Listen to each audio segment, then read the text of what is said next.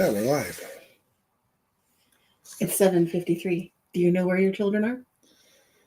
It's Tuesday. Does that say where your children are? It's Tuesday. Hopefully getting ready for school or having just enjoyed their first day of school, maybe. Mm.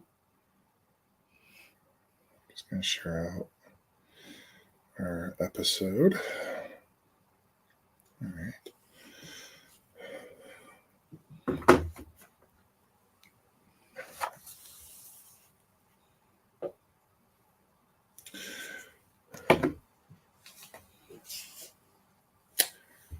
Hello and welcome to this week's edition of Willing Snackathon. I'm Mike. I'm Liz.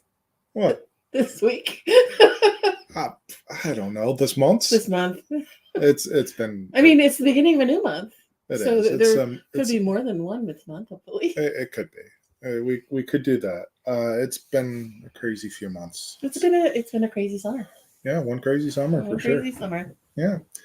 We have some snacks to try. We have lots of snacks. Lots of snacks to try.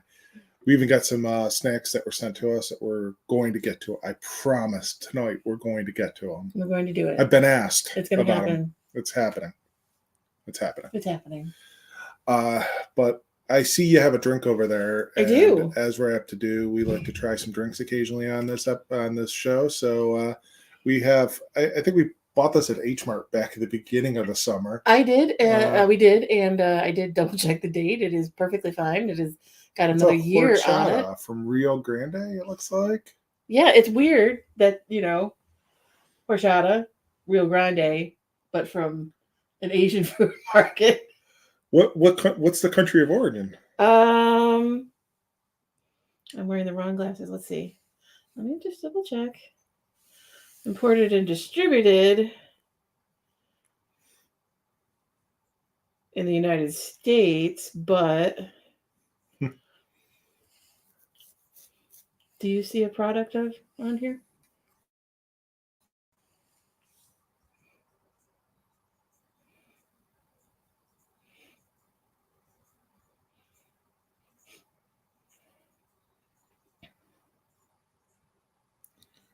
And there's ingredients in here in Spanish. I'm going to say this is Mexico. Ironically, it's from a company in Maryland where we bought Distributed from. Aha! I found it. I spun the can slightly. It's a product of Vietnam. So it is a Spanish Mexican beverage, purchased, distributed in the United States, purchased at an Asian food mart, product of Vietnam. Yeah. It's a global beverage. Indeed. But I figured with the we're a global we're a global show. How about that? I felt that I think with the few weeks that we have had, that starting out with something chocolate was well deserved. Sure. Because this is a chocolate horchata. It definitely looks chocolatey. Chocolate rice milk drink. Cheers.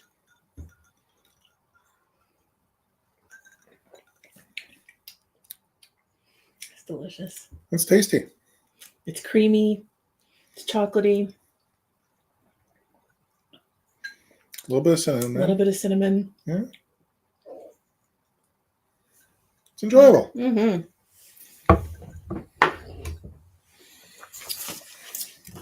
Just something sweet to start the day, and my stomach is like, burr.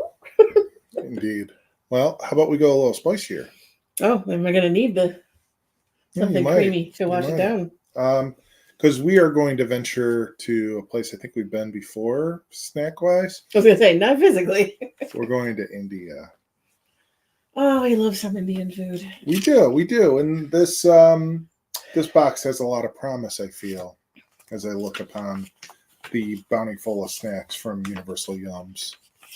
We love our Universal Yums, by the way. They always do a great job with these.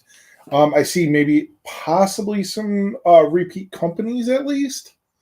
But I'm not sure if they're repeat snacks or not, but there's some things that I'm definitely looking forward to here. Cool. Yeah. So, do you want me to hit you with a trivia first? I'm curious about what this says about the Mughal. Welcome to the Mughal Empire. Oh, okay. By Monique Zahner, co-founder of Universal Yums. I've been running Universal Yums for almost 10 years, and we've always advertised the box as a delicious way to visit different places. This month, I'm testing out a second dimension to the concept of traveling via a box back in time. Open this particular box and be transported not just to India, but to the era of the Mughal Empire, which ruled modern-day India from the early 16th to the mid-19th century. During the Middle Ages, the Mughal Empire was one of the wealthiest empires in the world, and what follows great wealth? Great food. There was nothing like a Mughal feast. One surviving decree of the time, abridged before I've edited for conciseness, describes how a feast should be prepared for the second ruler of the empire, Humayun. I'm not sure how you say that. Every day served delicious beverages with white bread, kneaded with oil and milk and containing caraway seeds, poppy seeds, and nuts, the addition of which makes bread fine and wholesome. When the emperor and his court arrive, serve rose sherbet, prepared with lemon syrup, chilled with ice and snow. After the sherbet, have marmalades of mashad apples, watermelon, plums, etc., with white flour breads. Try to have all beverages pass before the emperor's sight and have them mixed with rose water and ambergris so that they will taste and smell good. Serve 500 dishes of various foods every day. Ambergris, you kind of got me there because that's whale barf. Hmm. I'm not going to put that in my beverage, sorry. Did you catch that last part? 500 dishes of various foods every day. No wonder there was a minister of the kitchen during Mughal times who managed an entire budget and staff of tasters. Sounds a bit like my job. Due to the sheer volume of dishes created, much of what's considered Indian cuisine today originated from the Mughal Empire. Biryani, kebabs, chicken tikka, sherbet. We say sherbet, even though there's not an R there. Even though there's not an R in it. It's sherbet. It should be sherbet. It's sherbet. Sherbet. It should be sherbet, like sorbet. That's just my opinion. That's how it should be said. I don't know if that's right or not, but that's what I'm thinking. Made from fresh snow, brought from the mountains. I'd love to hear what you think of this new dimension of the Universal Yums experience by taking the survey on the back cover. That is, if you still remember how to use technology once you're all done. After all, we are in the Mughal Empire now. So this is not only influenced our food from India, but it's food from India influenced from a time in India. So this should be hopefully a little different. All right. Well, I'm going to hit you with a trivia. Okay. The first Mughal emperor was descended from A. Genghis Khan, B. Mahatma Gandhi, C. Alexander the Great, or D. Cleopatra.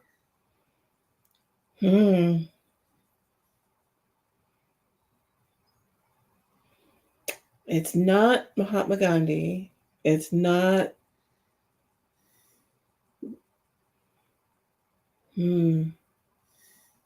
Genghis Khan. You're correct. The emperor was first founded by a Prince Babur, who ruled for just 4 years from 1526 to 1530. His family history connects directly to the Mongolian conqueror Genghis Khan through his mother's side, making him his great grandfather,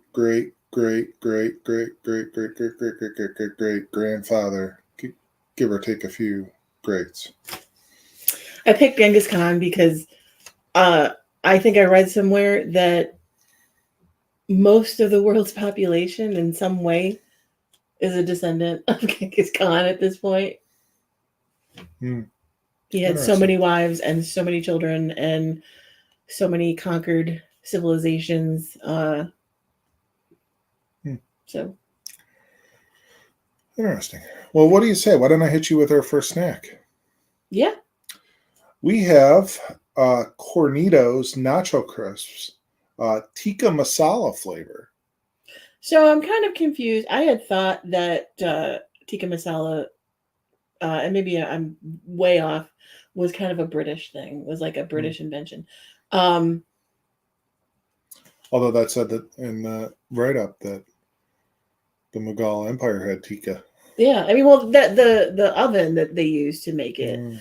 but maybe I'm thinking of something else. If you know what I'm talking about, like there's a famous Indian dish that actually was created in the UK by Indian people, but for the UK palate. Um, and I can't remember. It's probably not tikka masala, but I feel like it is, and I can't remember. I mean, I know we have technology, but I'll just be wrong on the internet because that's fine.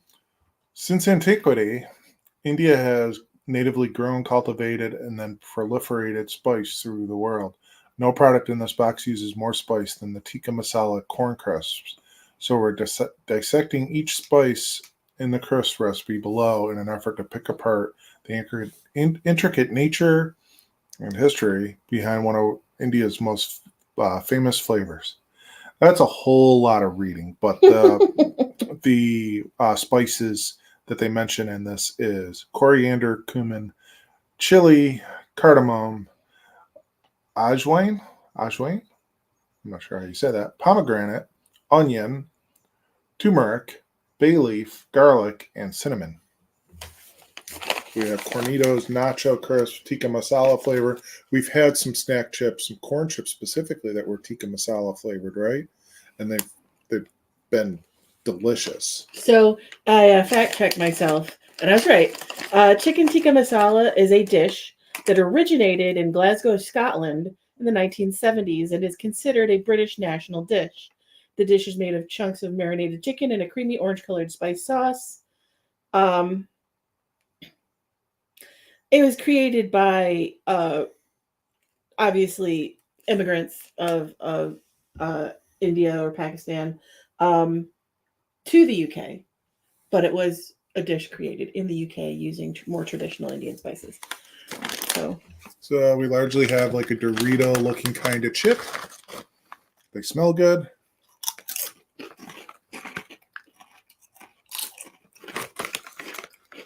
Mm.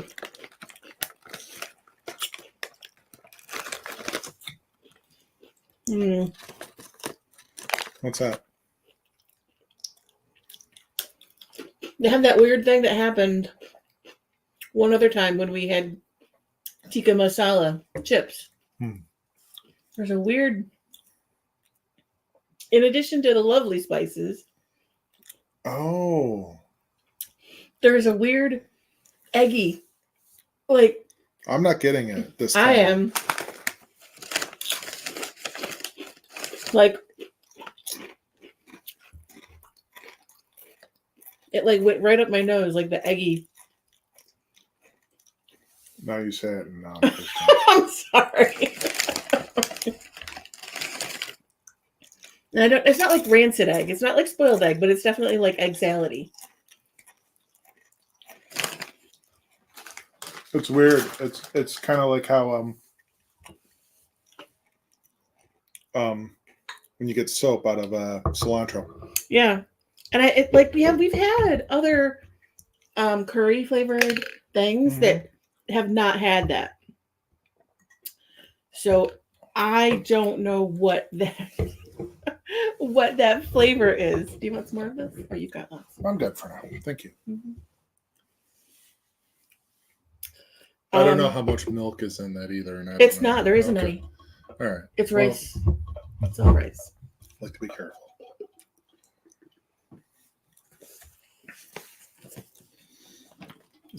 It's 100% rice milk.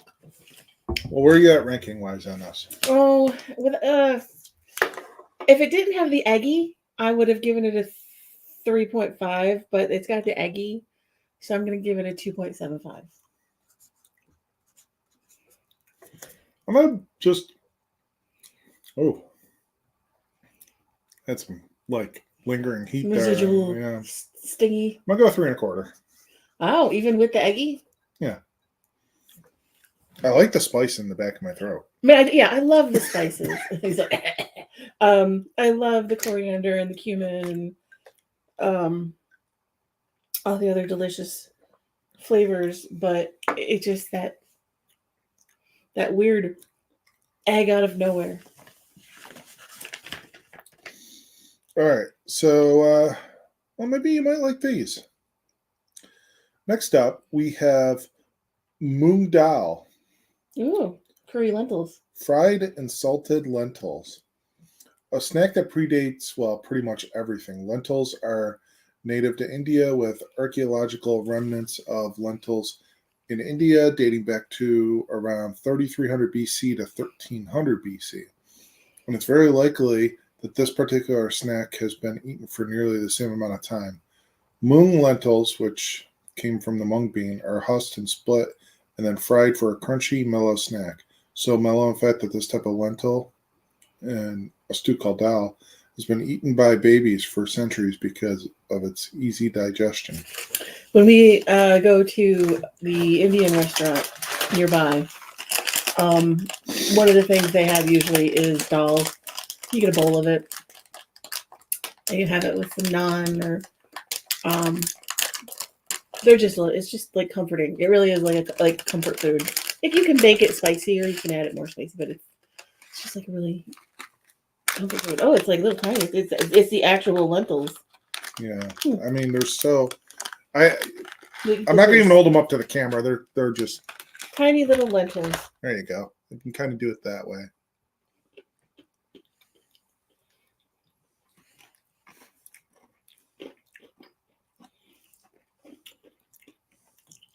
They're good. A little bit like savory Rice Krispies. I think they did a disservice by putting that first spicy, putting them right after that first spicy snack, because I think these do have some spice on them, but I'm still overpowered by the first snack. Now that being said, I do like them quite a bit. I like lentils though. Yes, you are a big lentil fan. I'm a big lentil fan. She is a lentil connoisseur. I've been eating them my whole life. Yeah. Yes, they were a staple of my diet. Yes, you love to make them. And you don't like it when I do so. They're fairly bland to me. They do need help. They do need lots of spices to make them.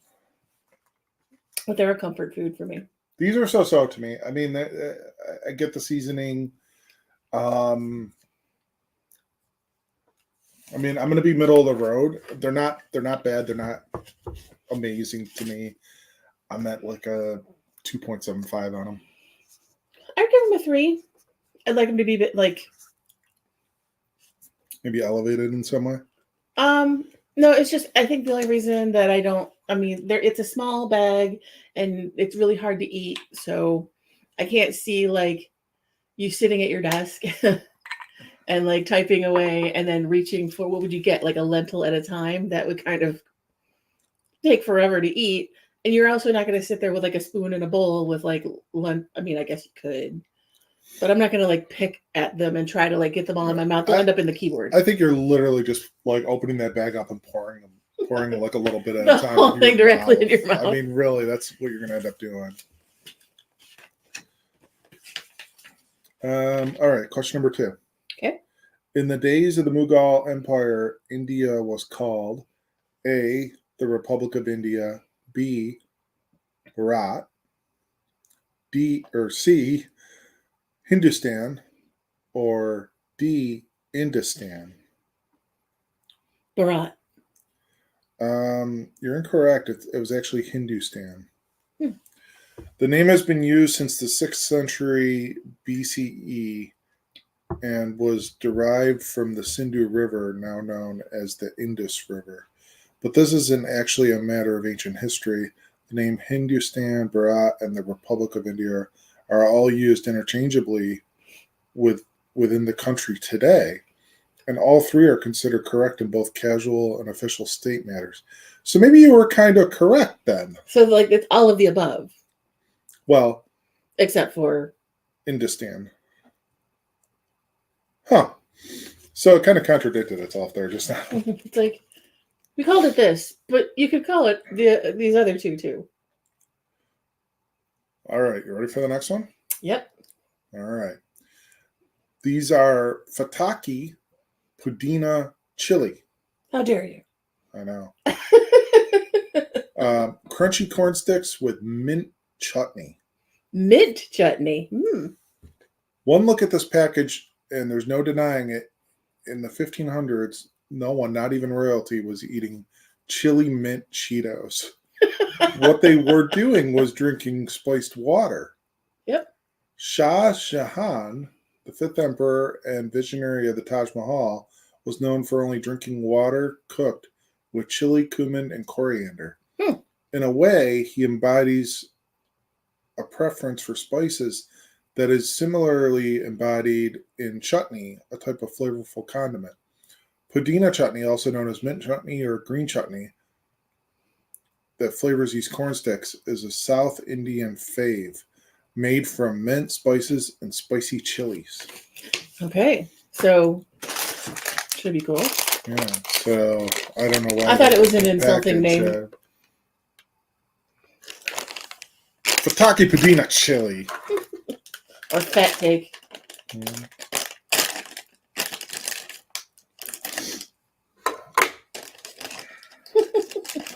What? Spicy mint Cheetos. I like how they described it. I mean, they do look like a Cheeto. I do smell the mint. Oh. Why do they? Okay, I'll give it a fair shake, but the smell is. There it is again. Ah! No!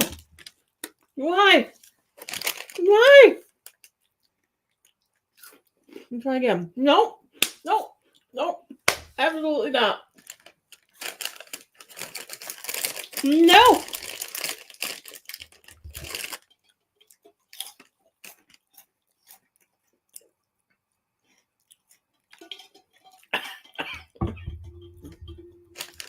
No.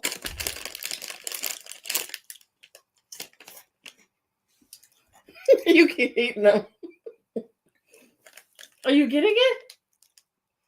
I'm not this time, no. What I'm getting is the vibe that I just went to the dentist office. The mint? Yeah. The mint is fine. The chili is fine.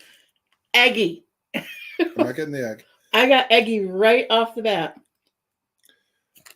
I got the eggy smelling it. The mint? Wow. The mint chili, is fun. The chili is... The chili is building, but the mint, I think, is fun. It's interesting. It's different. I don't think I've ever had a mint Cheeto. If they were eggy, I would love them. I'm not like totally. I'm not getting the egg thing on these. I'm still getting eggy. It is unique. Is it delicious for me? No. Is my mind blown? No. They're okay to me. I'm at a 3 with these because the mint is so weird and unique. But that doesn't necessarily mean unique in a good way. Like, it's odd. It's so odd. But then that chili in the back, and it's just, yeah, you want that. Yeah, the 2.5 I'm going to give it is because I like the concept. I liked the mint. I liked the chili. I liked the crunch. But eggy. I got eggy. It smelled eggy, and then I put it in my mouth, and the first thing I got was eggy. All right. I have to think that it may be something that in travel, maybe something happens to the corn, because it's happened on the corn snacks. Oh, excuse me. There's some sort of like chemical sulfur reaction that's giving it that eggy vibe to me. Okay. Let's keep going. All right. Hopefully something sweet. Not yet. Well, I don't know. Conez tangy tomato. Corn snacks with a tomato flavor. If these are eggy, then I know it's the corn. Even though tomatoes aren't native to Indian soil, they show up in so many recipes, especially as a sour element in curries. But prior to the 16th century, locals had never even seen a tomato before. At the time, the Portuguese began trading delicacies from the New World, the Americas, throughout the rest of the world.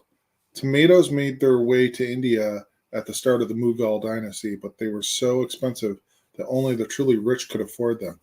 A short 300 years later, they were cultivated on India soil and became a staple of India cuisine, as evidenced by this modern era tomatoey snack enhanced with black pepper and chilies. So we're gonna have a little bit more spice here, I feel. Hopefully with no eggs. And they don't sugarcoat it. They put the peppers right on the package for you.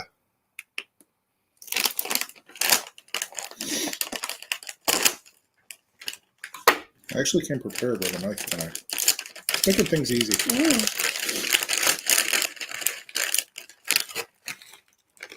These are kind of like the shape of a bugle. Like a really big bugle.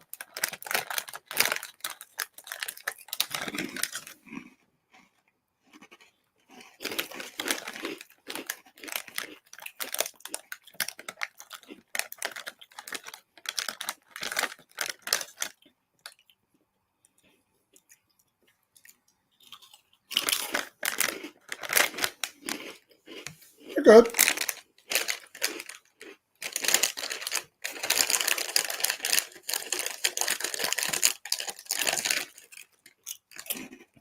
Tomatoey, spicy, crunchy.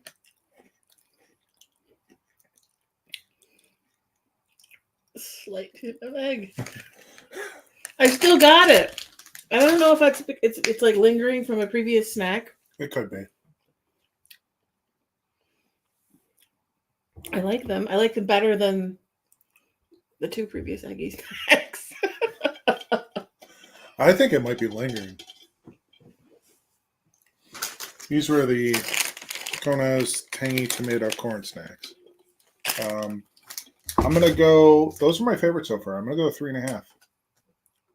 I'll give it a 3. All right. I'll hit you with another trivia here. Why do all the snacks take with eggs? Where did all the cowboys go? I don't know. India's famous Taj Mahal was originally built as A, temple, B, palace, C, mausoleum, or D, a government building. Mausoleum. You are correct. You're probably familiar with this famous building as one of the 7 wonders of the world, but it's also part love story. The 5th emperor of the Mughal Empire, Shah Jahan again, fell in love with Mumtaz Mahal at first sight, and the two had a whopping 14 children together.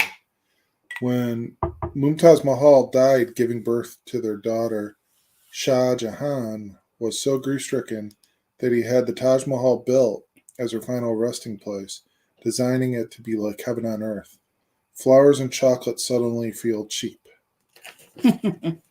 Well, speaking of chocolate. Yay! We're not doing eggy things. We're going to do Karmika truffles, or truffles, it says. Truffles. Dark cocoa cookies with a gooey center. Imagine a world without chocolate. Oh, God. Who wants to do that? I don't want to imagine a world without chocolate. That world was the Mughal Empire. No. Chocolate only came to India in the late 19th century. European traders and colonizers brought cocoa beans over from South America, and the flavor caught on most prevalently in a cookie called bourbon biscuits, brought to India in 1910. After India's independence in 1947, local production of similar types of bourbon biscuits began, with bakers altering the recipe slightly to make their own versions of the popular treat. Rajan Bector was once one of those producers. starting Cremica as a one-woman backyard bakery. This particular cookie expands on the influence of the traditional bourbon biscuit with a chocolate outside and gooey chocolate inside. If this is eggy, I give up. We'll just move on to Thailand. We'll just move on to Thailand. No, we got more left to do here. Just gonna get a little pin to wear. That's It's like an egg with a line.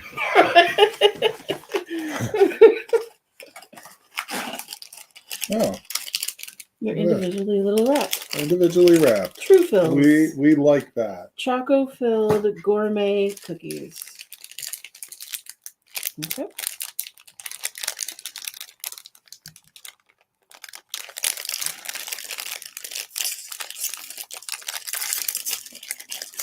Okay, it looks like Like a hard biscuit cookie. it looks like a Nilla wafer, only chocolate. Smells good. Smells very cocoa.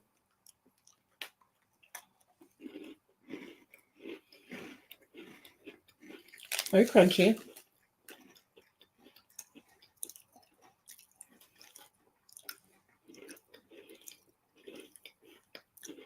It's good.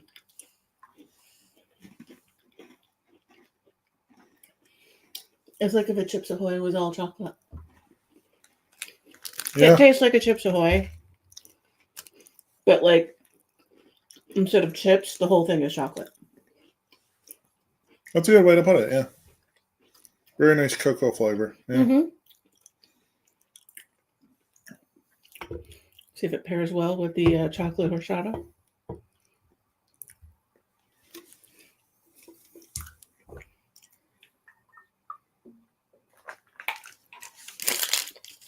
It does.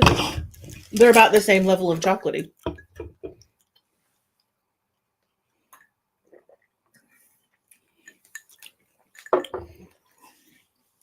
And with that spice from those previous snacks still lingering in the back of my throat, it almost created like a mole. I hear it. I feel that. I got the eggy. No, there's no eggy in the cookie. Well, that's good. That's a relief. Those I would give a 4. Alrighty. I'm right with you. All right. We're about midway through. Yay! And we are now entering into The yum bag. the yum bag. It looks like we have 3 candies in the yum bag tonight. The first one is Mango Max. Mango Max. Green mango. Hard candy with a green mango flavor. I don't know if I've ever had green mango. As trade routes expanded, so did the Mughals' access to various types of fruits. Having a vast selection of fruit to eat was so prized that Mughal royals would have bags or royal gardens that cultivated many different kinds. I'm trying to read these without reading glasses on. So I'm like, these are the distance glasses. Mangoes were a part of these gardens as a native plant to India. Mangoes were consumed both ripe and unripe for 2 distinct flavor profiles. The flavor of this candy is green, meaning you'll get to try a more sour side of mango. Green is unripe. Yes. I've only had the ripe mango. So it should be interesting. So these are going to be more of a sour. They hard smell. candy. If a hard candy could smell juicy. It tastes like mango. It's like real mango. I like that. It has filling. Kind of milky. Creamy, yeah. Mm. It has a filling, but the filling doesn't. The filling is the same flavor as the candy. I think that's also a 4 for me. Very refreshing flavor.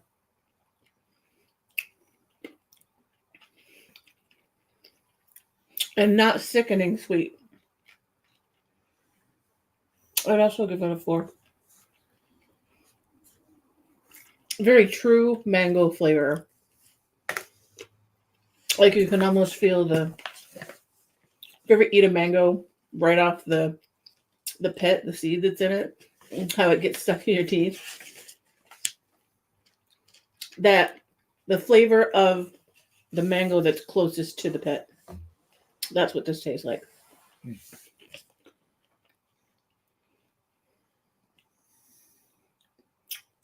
All right, I'm going to hit you with a couple more trivias. Mm-hmm. The Mughal Empire was unique in that it promoted A, gender equality, B, a dissolution of taxes, C, freedom of religion, or D, free elections.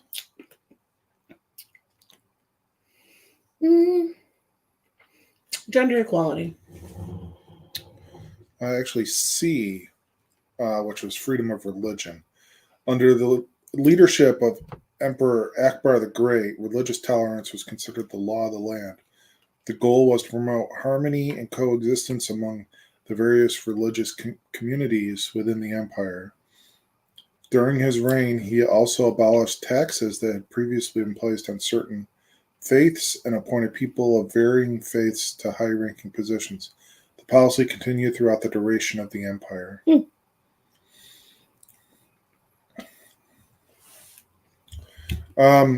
Which art forms flourished during the Mughal Empire? A, painting, B, architecture, C, pottery, or D, embroidery? I'm going to say architecture. You would be correct, but you could also say painting, pottery, and embroidery. Oh, well. All of the above. Yes. So many forms of artwork thrived during this time period. The Mughal painting style was distinct in and of itself,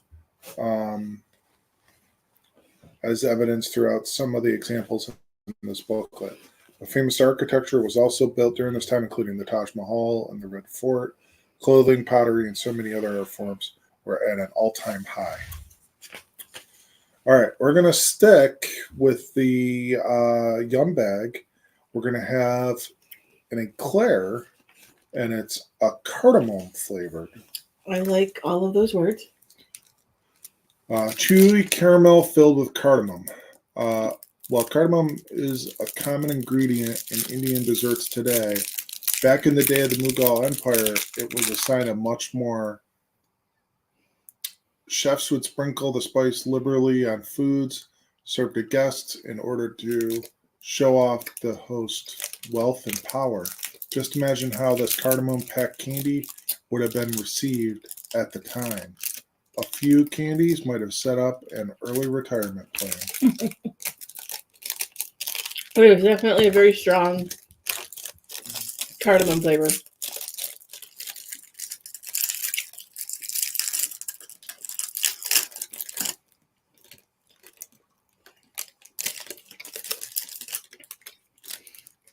When you go over a caramel, it's not what you're expecting.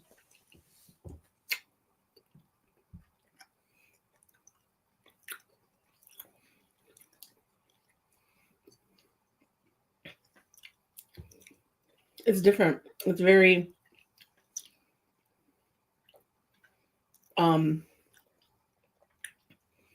if fragrant was a flavor. Flowery. Yeah, floral.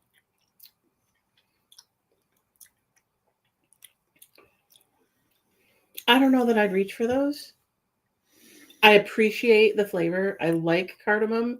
I usually like it, mixed in with other things like almost piney. Yeah, I like it mixed into when you make chai. And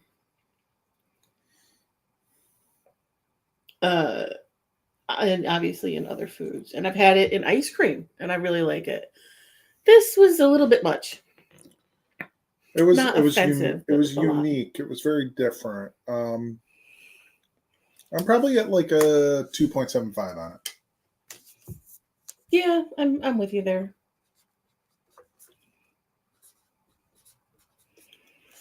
All right, next up, we have something from a company that we've had snacks from before. I don't know that we've had these, but we have mini samosas from the Mople's company. And this actually looks like it's got a little tear on it. No eggy. Stuffed with spicy lentils, cashews, and raisins. Say hello to India's most famous, most beloved, and most well-traveled snack, samosas. These crunchy, spicy snacks get their start as portable meals for traveling Iranian merchants. As the merchants made their way across the Asian continent, they brought these tasty little pyramids with them, but it wasn't until a pit stop in India that the snack really caught on and was declared fit for a sultan, as written by Amir Khusro, a royal poet of the Delhi Sultanate in 1300. Their popularity skyrocketed across the country, and samosas made their way into the hands of citizens, into supermarkets over the ocean, and into this box. You know, I do like a good samosa, so I have high hopes.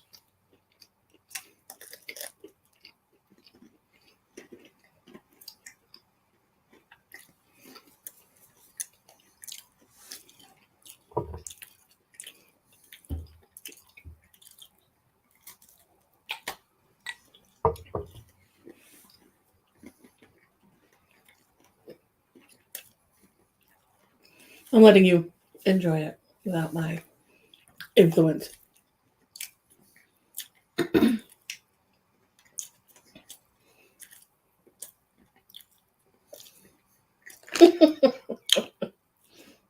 Is the bopping and jiving a good thing? Mm-hmm. These are delicious. Yeah, they are. I mean, they're really spicy. My tongue is on fire. But the flaky, crunchy pastry on the outside, I don't know what it's made of. Probably wheat of some kind. And then the filling, it's not eggy. It is full of like chili and cardamom and cumin and garlic, onion. They're vibrant. Yeah, they're really good. I mean, obviously they're not as good as a fresh made samosa that somebody puts in front of you, but in like a world of like a snack. in a snack, impressive. Mm-hmm. Delicious. Kudos to Mo, please. 4.75. Right there with you.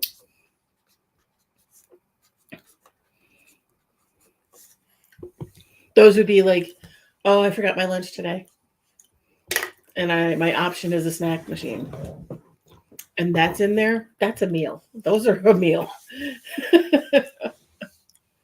A salty meal, though. I'd have to say they're a little bit salty.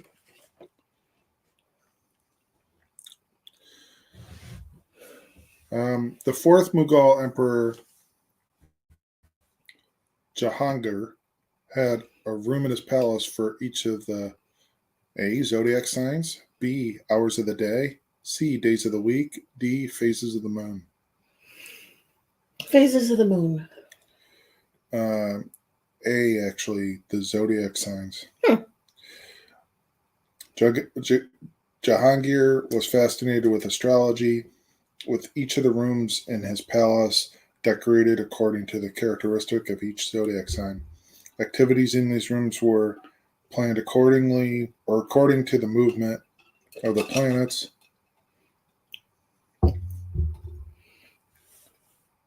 And then they had a BRB, building a Pinterest board of zodiac rooms.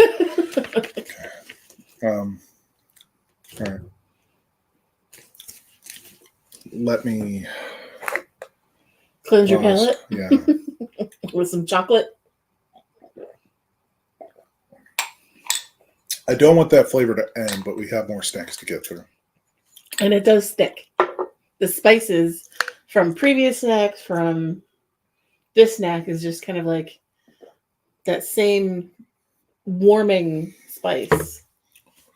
Woo! All right. What's next? So we have another snack from Mopley's. Are you going to have time to read? No, I'm just looking at it. It's Soan Papdi.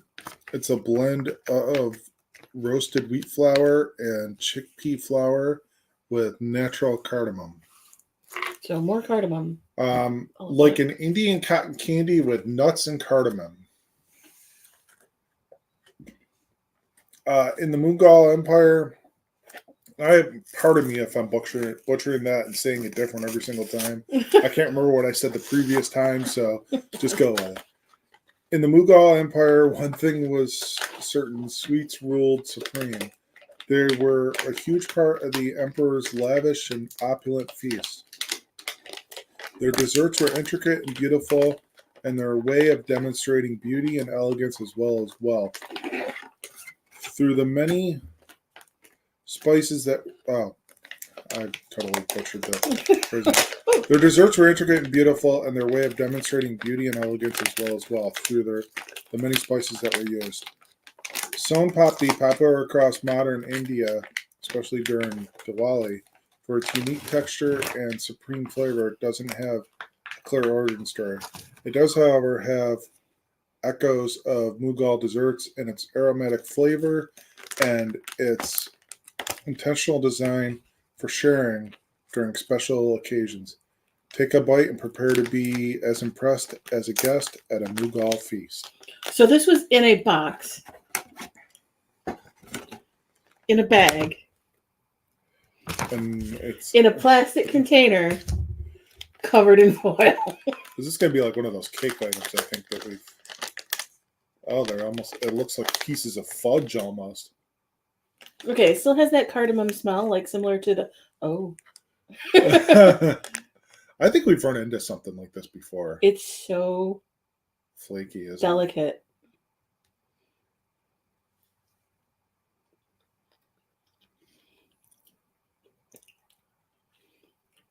I've seen this on food channels.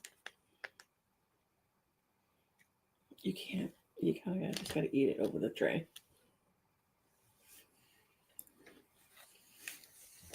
I've seen it prepared.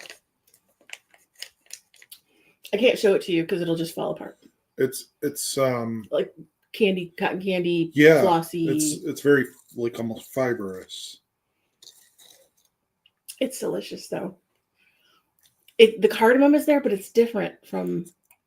It's lighter, and there's the pieces of it are crunchy. It's different from the floral flavor of the caramel. I like this version or preparation of it better. There's no... I mean, the chewing that he's doing is... there's no chewing, really. It's just... It melts like cotton candy does. I think you like it? Yeah, it's delicious. It's so delicate, though. It is so delicate. I'm trying to kind of like show the box of it without spilling it, but yeah, that's fun. It's fun. It's delicious. It's flavorful. It's creamy. Mm-hmm.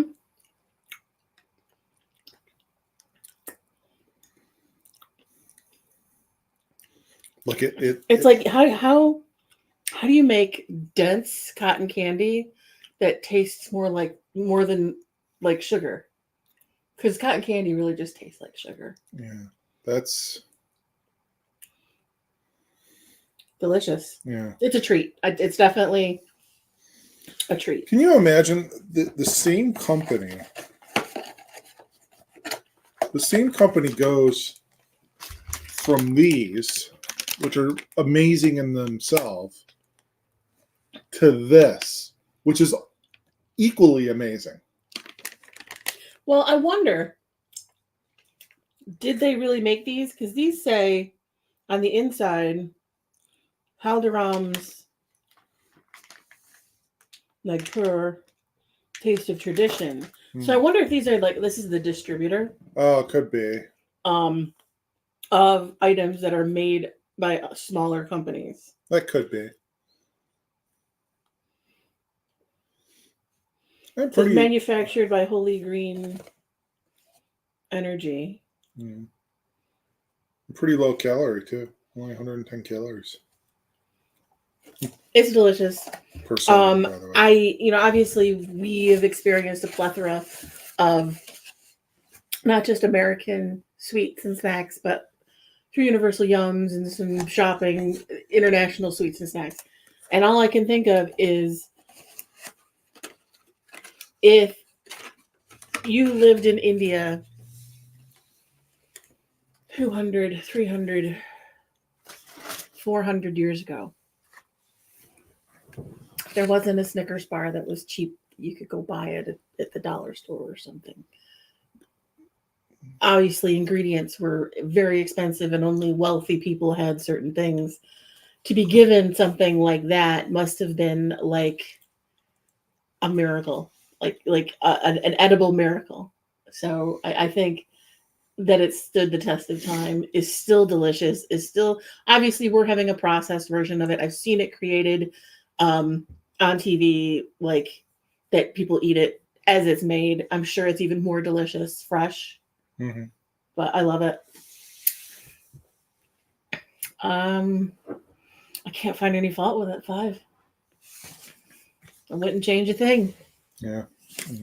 Except I'd like to try it fresh, but that's not the snacks.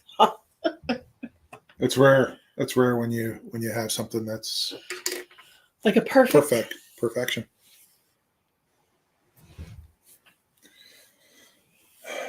All right. Let's jump back to the trivia for a minute. Let that soak in, because that was something special there. Mm-hmm. Which of the following animals were used as cavalry in the Mughal Empire military? A, horses, B, camels, C, elephants, or D, tigers? Elephants. You're correct, but also horses and camels were used as well. Horses and camels and elephants, oh my. And they weren't just for riding into battle either. One type of war camel called the Zambarak would be filled. Packing it into the camel's mouth. Would be fitted with its own swivel gun mounted on its saddle. Yikes. I want a battle camel. Be filled with things. Filled with things. They just injected into the hump. All right. I'll give you the last trivia question, and then we'll do the last 2 snacks. When did the Mughal Empire end? A, when the emperor was voted out. B, when the citizens revolted. C, it technically never ended. D, when the British arrived. D, when the British arrived. You're correct. When the Mughal Empire was the last great Indian dynasty prior to the British colonial rule. After a final attempt to resist occupation in what's now called the Indian Mutiny of 1857 to 1859, the last Mughal Bahadur Shah II was exiled to Myanmar, and the Mughal Empire came to an end. I find it ironic that it was a mutiny when they wanted their own country back. Mutiny against the colonializers. It's just blah. But history. So it's funny, though, that the next thing we have are Britannia Biscafe. So there's the influence. Yes. Thin and crispy biscuits with a strong coffee flavor. It's hard to say exactly when coffee first made its way to India, but it's spoken of in legend. all the way back in the 16th century. Saint Brother Balabudan took a pilgrimage to Yemen where he first tried coffee. He knew immediately that he needed to bring the incredible beverage back to India, except that it was illegal to take the beans out of the country. But that didn't stop this coffee lover. He smuggled 7 of the beans out of the country and back to India, where he planted them in what's known as the Balabudan Hills, and they still grow coffee there today. So I opened it and immediately got a waft of coffee. Okay. So hopefully these taste like they smell.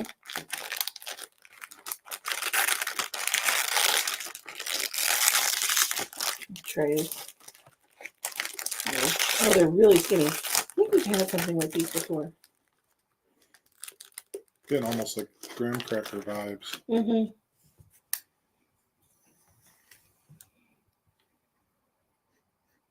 They smell good.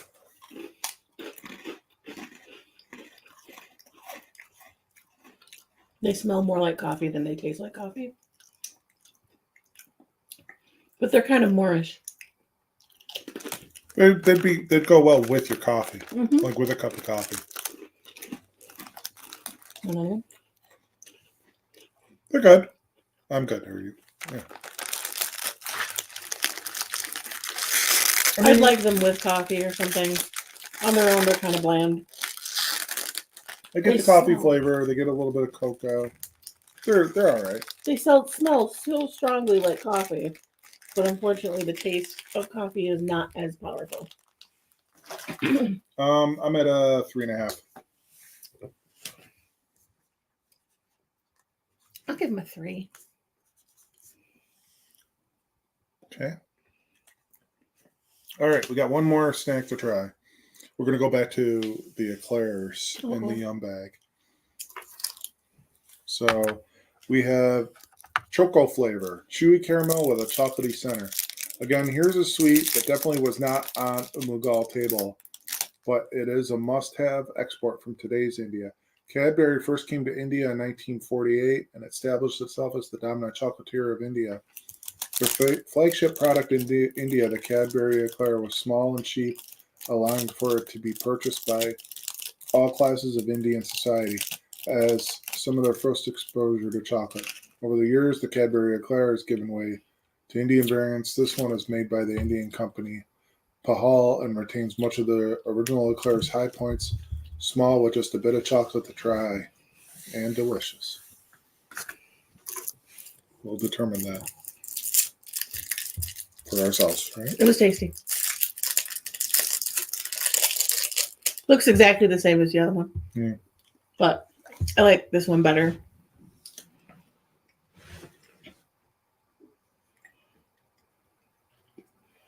It's that combination, that chocolate and caramel that goes together.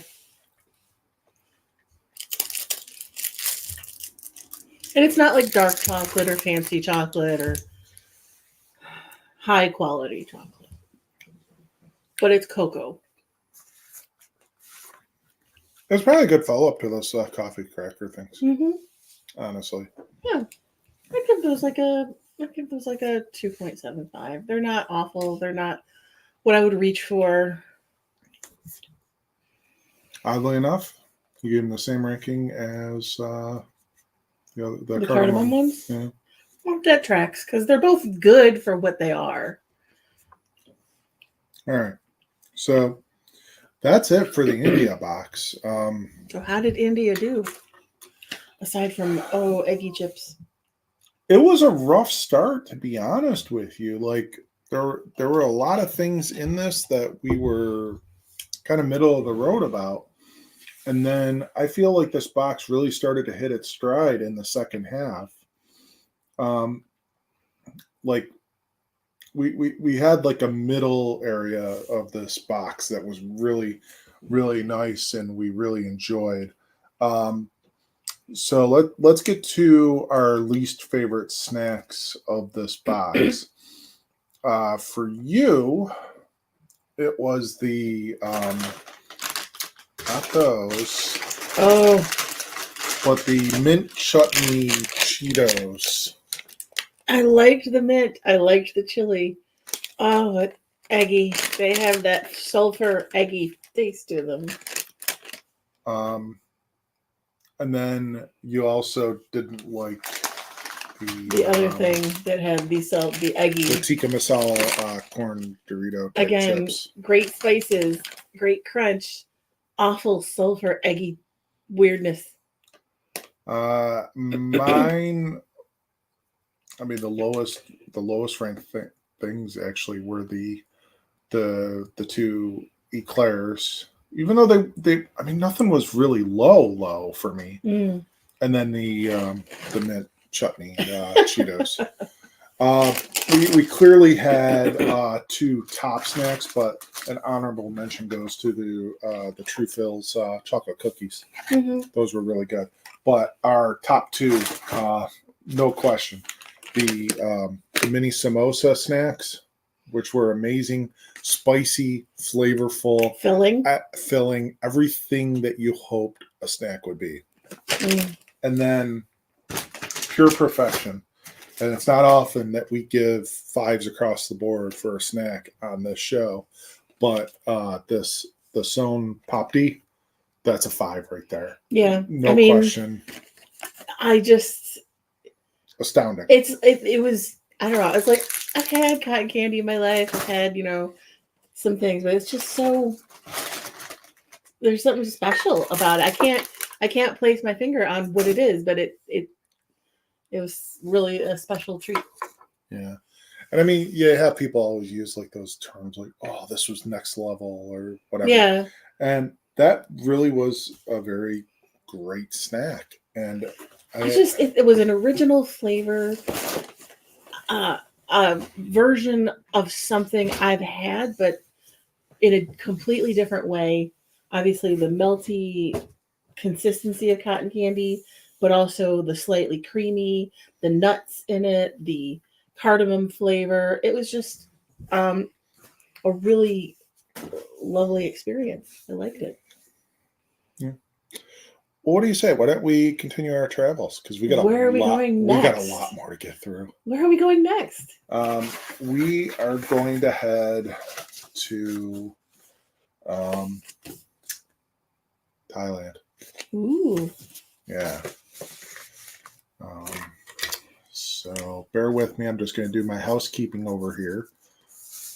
Filling out our official scorecard. By the way, I mean, Universal Yums does a nice job with the scorecard, so you can keep track of things. They put a little map, put some fact sheets, the trivia book, and that has the notes on the snacks.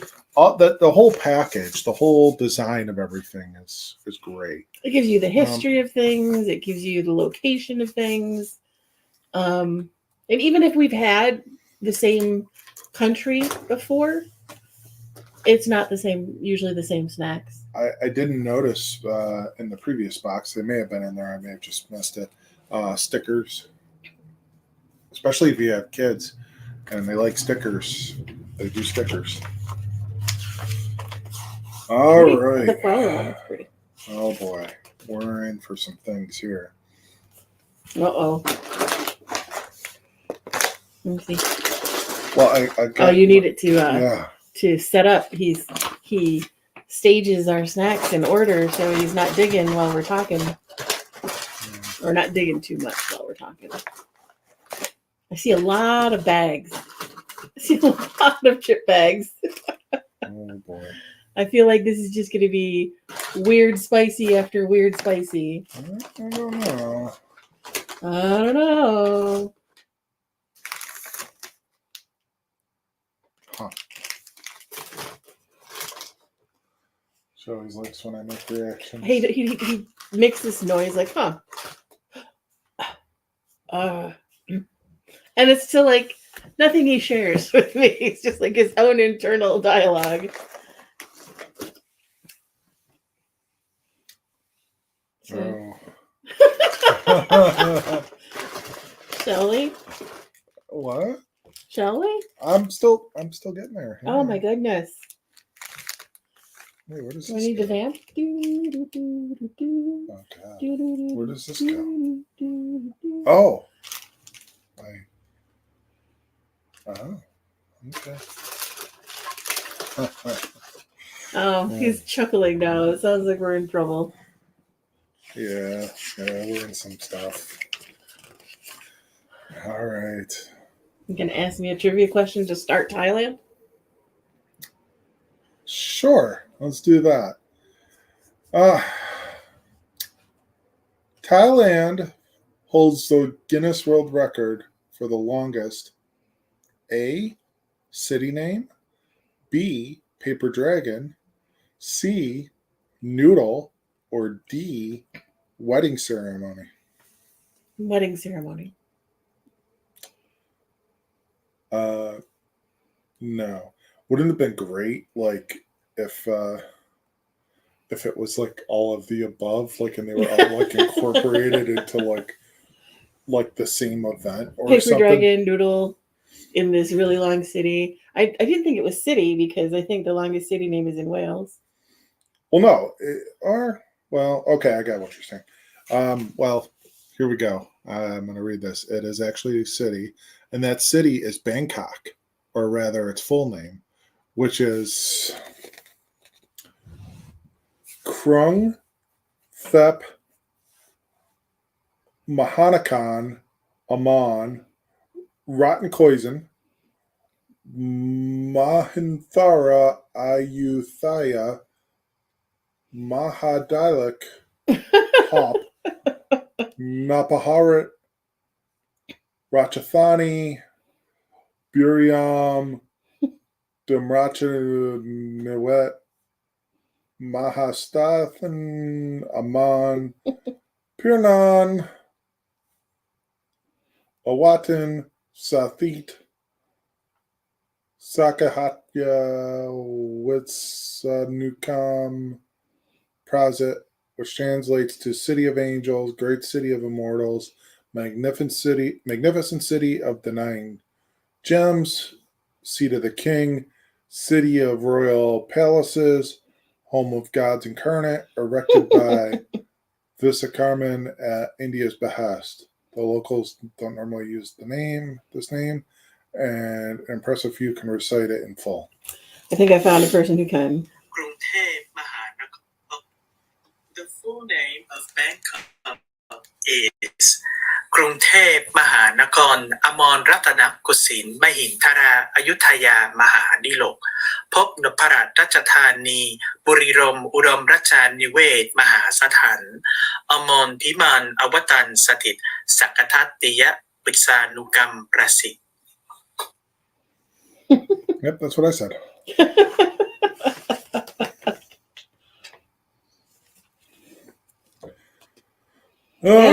So let's eat some food that's not doesn't require me to find a pronunciation guide. Let's spice things up.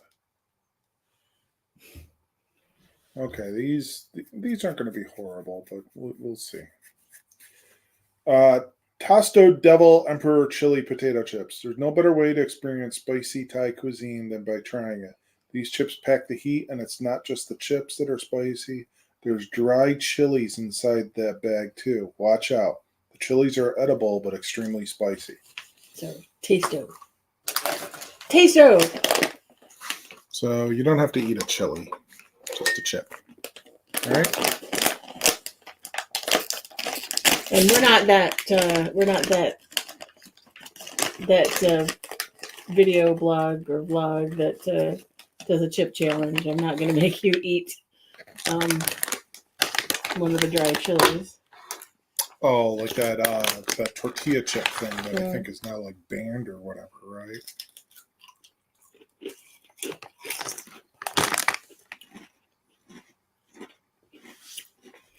It starts sweet.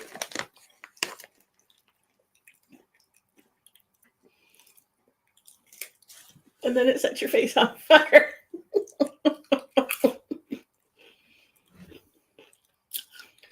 It was delicious. Let me get that out. But that is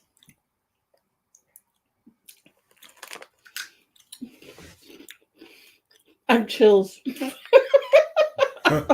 Like I have goosebumps.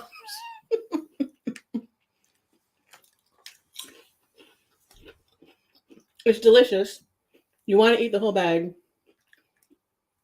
but your face will melt off.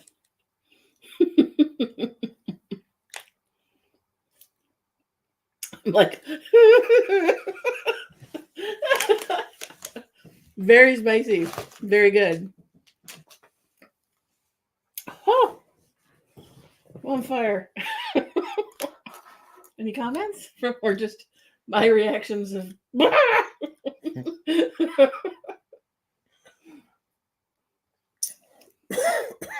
that's your reaction. They're flavorful. Definitely a bit of a kick, but I feel like there was things in the India box that were ass. Different though. Spicy but different. Did you want one of the dry chilies in the bag? No. Okay. But that was really good. It almost had a Worcestershire or a. My brain is saying beefy, but it's not. I don't think it's beefy. It's just like spicy beef stew flavored. Like spicy Dinty Moore. I don't know. It's delicious though. I give those a 4.5. Wow. Really good. Wow. I wasn't expecting that.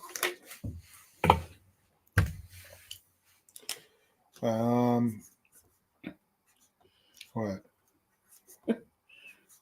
I'm just at a 4 with those. Did you like them? Yeah, they were good. They They're weren't good. too spicy for you? No. They were a little surprisingly spicy. A little bit.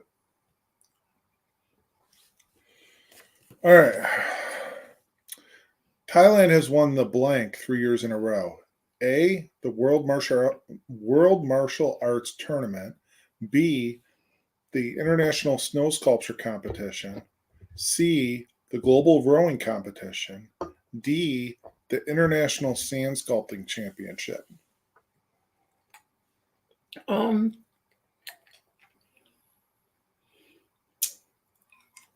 Rowing.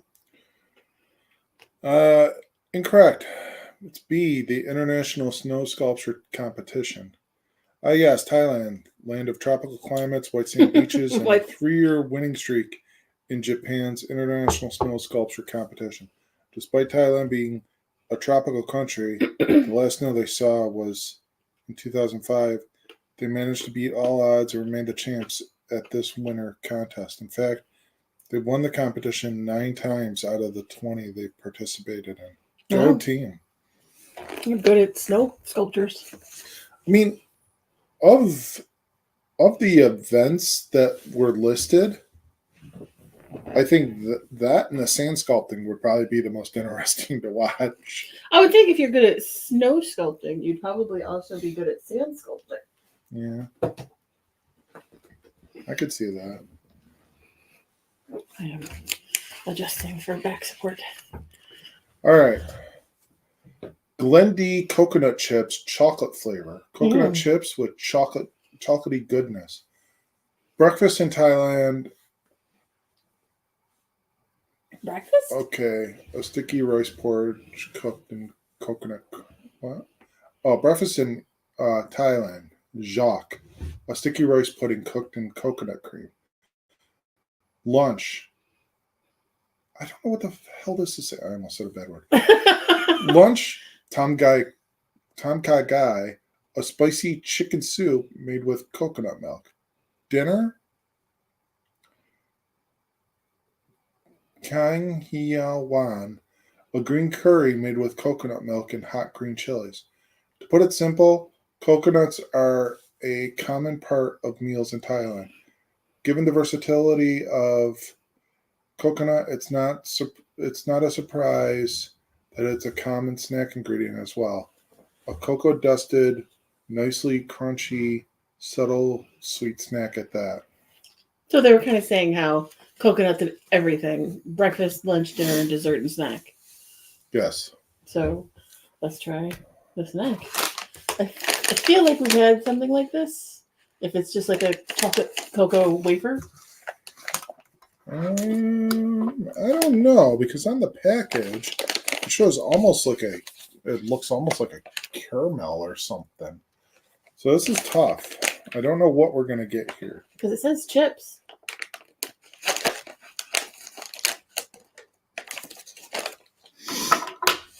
It smells very coconutty.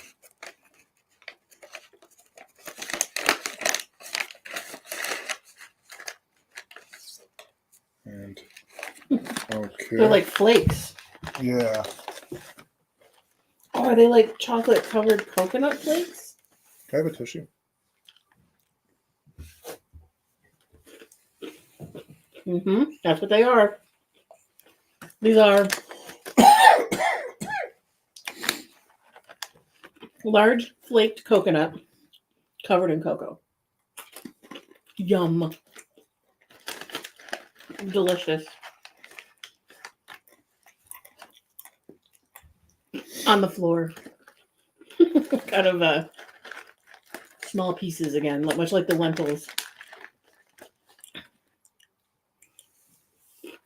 I think you gotta just kind of pour it in your hand, right? I think you were thinking of maybe like those rolled crispy things that we've gotten before. They're just like a little flaked coconut rolled in cocoa. But they're delicious. Mmm. Delicious. Good flavor. I wish they were bigger, but beggars can't be choosers. 4. A 4? Mm-hmm. I'm right with you. All right.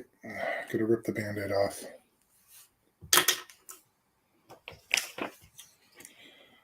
Of.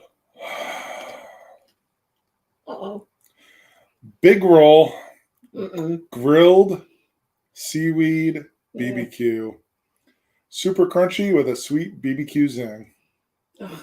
Everything about this yum is unexpected, including its origin story. The man behind it, Ithapat Pure Dechapanchin, whatever, was a teenager when he made his first million baht, around $20,000, selling chestnuts on the street. A few years later, after his first success came another. Tab noticed his girlfriend eating plain dried seaweed. Thought it What could a use an nut! upgrade. No. He took that plain seaweed, infused it with classic Thai flavors, and the rest is history. Today, his company, Tao Kai Noi, makes billions of seaweed snacks in Thailand. This is the most iconic flavor, and he's become a millionaire many, many times over. Well, good for him. Hopefully he gave his girlfriend, which is not referred to as his wife, so some credit for the inspiration of his millions. I'm dreading it. Seaweed is not one of my favorite foods. The packaging is cute. It is.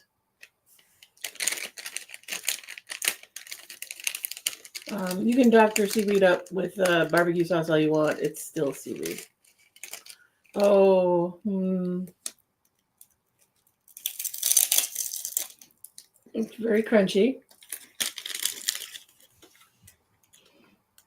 He knows I'm going to hate it.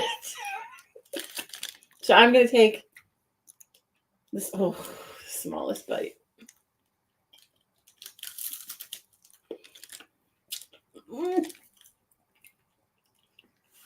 Take it away. It is black. It is seaweedy. Liz does not like it. Ah! I can't blame her. Ah! Oh.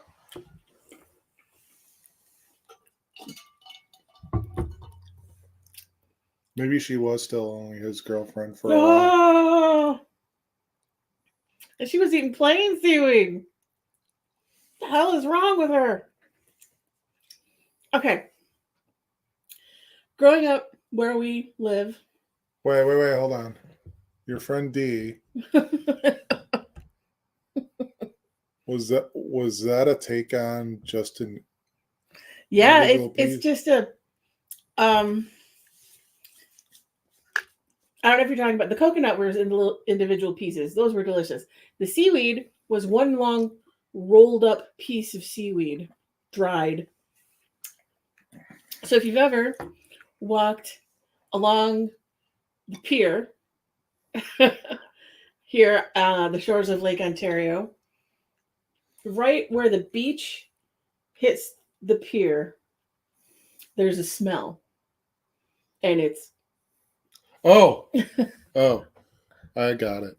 She was referring to the previous snack. oh yeah, those were really good. Those Almond were Joy. Was that yeah, a a take little on bit Almond Joy? like the but like coconut flakes. Like they did taste a little bit like a Mounds bar, a little bit, but like dried flakes instead of like the Mounds bar. But they did taste a little bit like a Mounds bar. Yeah.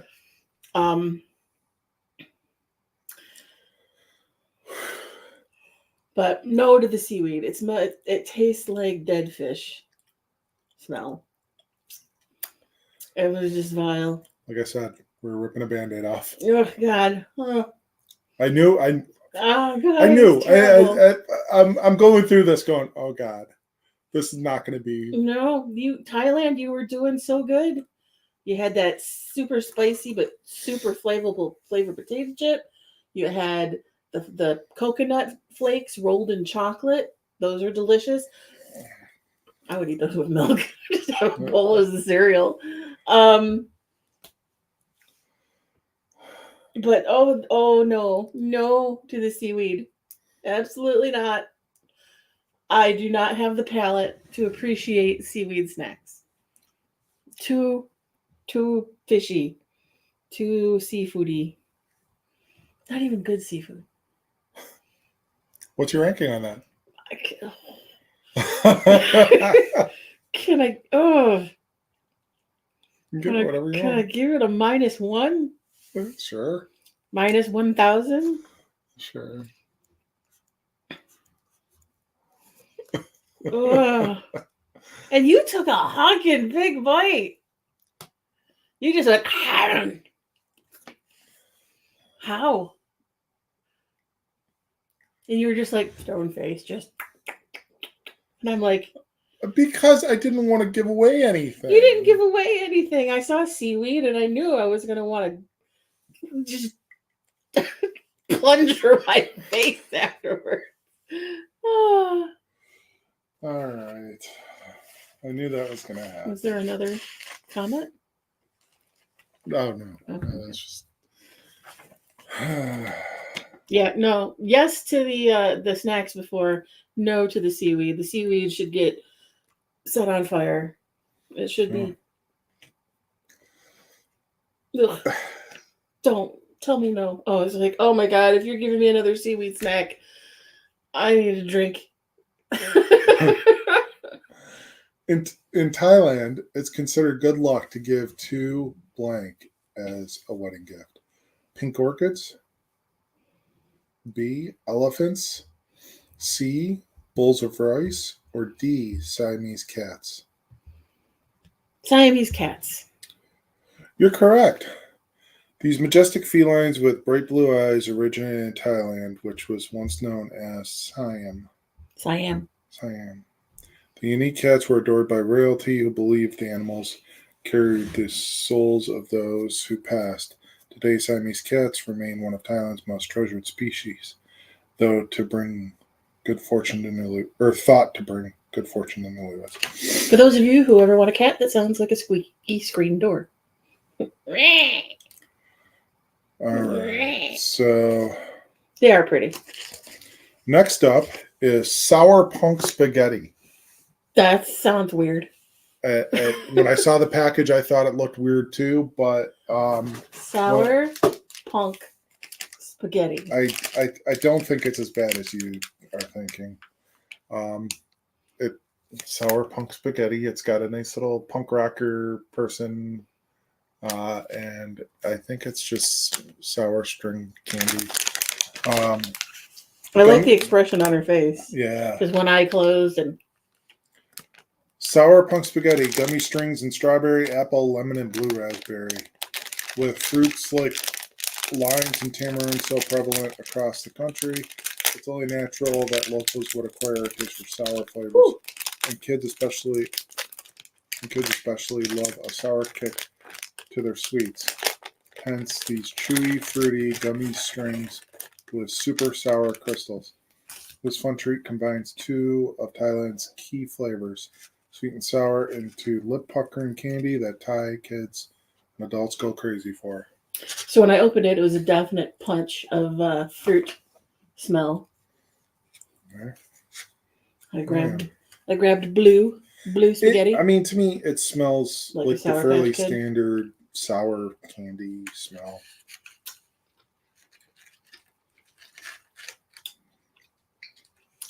I grabbed red. So, unlike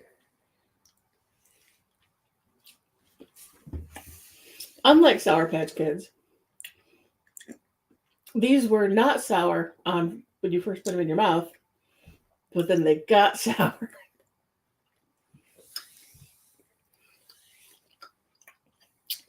Sour Patch Kids are sour first and then sweet in the middle. You're reverse. The candy is sour and it's coated in sugar. So it's sweet and then sour. It was very sour. To their credit, they actually have a sourness to them. Because a lot of times when we get these, They're like, oh, the sourest thing in turkey.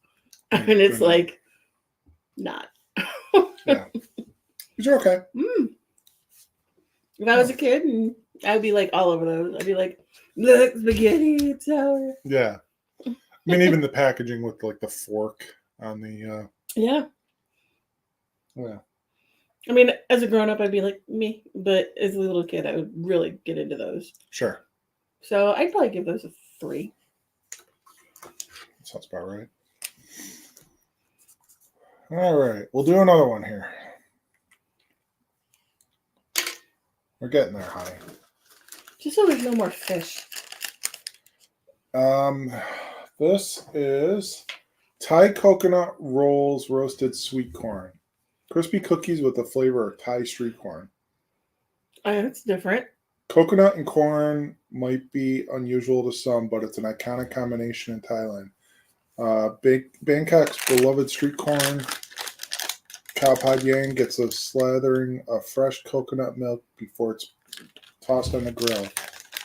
Khao Pad Cook is a sweet medley of corn kernels and shredded coconut that's enjoyed for dessert. These sweet and buttery corn coconut rolls bring a unique and prevalent Thai combination to life in cookie form.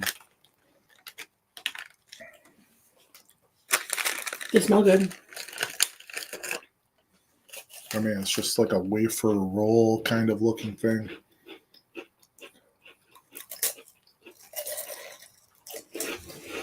They're tasty. When I said corn, I was more worried that it was going to be a cracker, Corn stick. but it's more of a cookie. Almost tastes like a coconut fortune cookie. Yeah, I I'd like say it. that. Not bad. I like it. Maybe a 3.5 for me. Yeah, I'll probably say the same. I like it. Wouldn't be offended if it was offered. All right, I'll hit you with another trivia.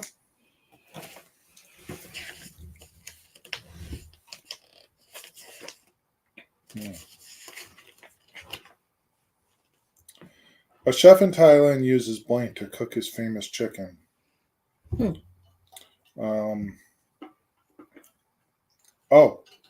I skipped a question. We'll go back to that one. Does the chef in Thailand use A, 1,000 mirrors to cook his famous chicken? B, 3 flamethrowers, C, an ancient oven, or D, boiling seawater? An ancient oven.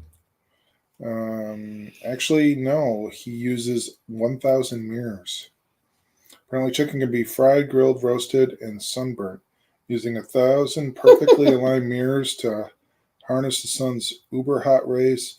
Roadside chicken vendor Silath Sutharat needs just 12 minutes to cook his poultry to perfection. Sounds like the crispiest chicken under the sun. It's like, I guess if they're like a certain convex or concave mirror, they'd be like when you use a magnifying glass to focus the light. I guess cook it that way. Yeah. Seems like a lot of work. Perhaps, but 12 minutes, it's not too bad. Kids in Thailand, Moken tribe can do what? A, whistle with a perfect pitch. B, smell fish from a mile away. C, see perfectly underwater. Or D, climb 60 feet in 10 seconds. See perfectly underwater. Oh, you're correct. With training, Moken children are able to make their pupils smaller, much like dolphins, allowing them to see underwater and collect clams and sea cucumbers on the ocean floor. Because the human eye loses adaptability with age, it's up to these incredible kids to gather the coveted crustaceans.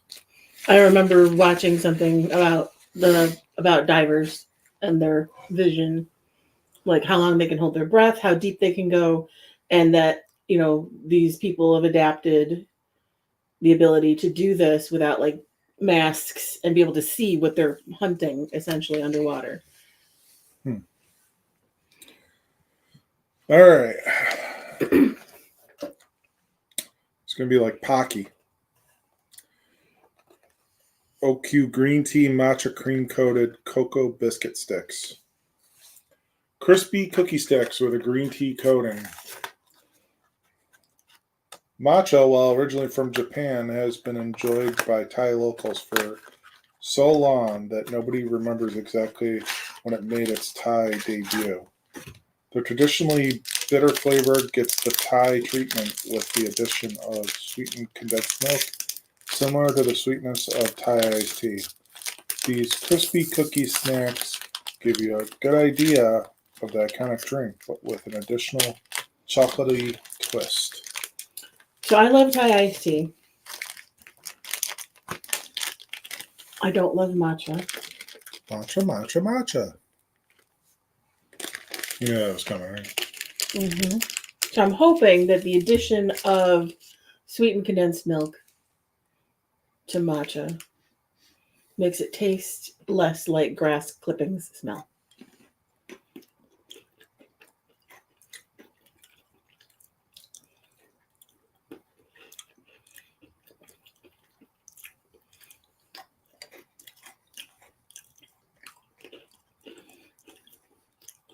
Not getting a lot of chocolate from the biscuit.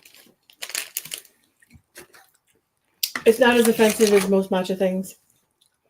Almost minty to me. Yeah, it still doesn't taste good. I'm not a fan. Even one.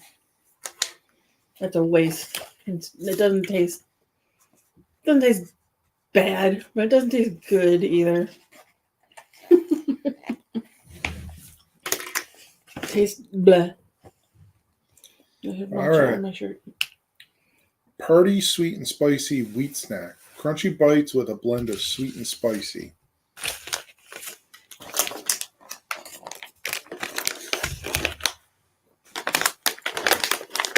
Party. Who needs a kitchen when you have street food? That's a serious question for many locals in Bangkok, where street food is so cheap and plentiful that many don't have a kitchen in their apartment. And a favorite option is fried sweet potatoes, crispy on the outside, chewy on the inside. This delicacy has been a staple in the Thai food scene basically forever. Crunch into these sweet, garlicky, and peppery snacks for That classic street food flavor in every bite. Can you get them? Yeah, I'm struggling. We just got stacked. We end up using some Ziploc bags afterwards anyway. These bags are durable. There we go.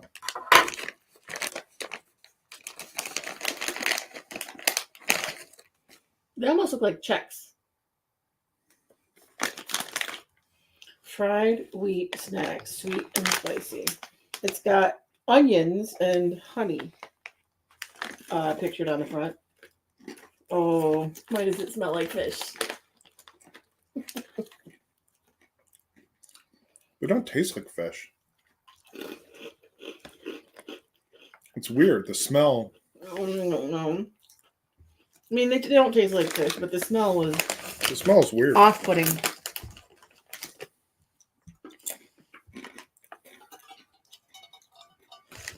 And there's kind of a fishy aftertaste. Let me look at the ingredients. Sugar, palm oil, wheat flour, tapioca starch, sweet potatoes, glucose, garlic powder, salt, spices, soy lecithin, cuttlefish powder. Mm. Fuck off. Oh, language. Sorry. Cuttlefish powder. Oh, wow. Why? Why are you powdering cuttlefish? And why are you putting on your snacks and not telling people? 2.5 for me. Nah, one. All right. Deception. Sneaking fish into my food. In Thailand, it's considered rude to touch someone on their A, nose, B, shoulders, C, head, or D, feet. Head. You're correct.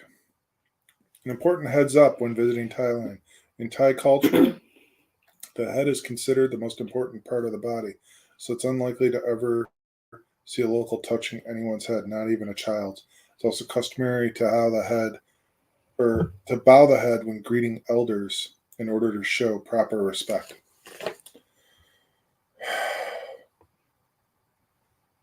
I've got some bad news for you. What? High tempura seaweed chicken larb. Crunchy fried seaweed inspired by Thai meat salad. There's a lot to digest when it comes to this unique yum. First is the unique look and texture. Crispy strips of salty seaweed fried in an even crunchier tempura batter. Then the chicken larb flavor.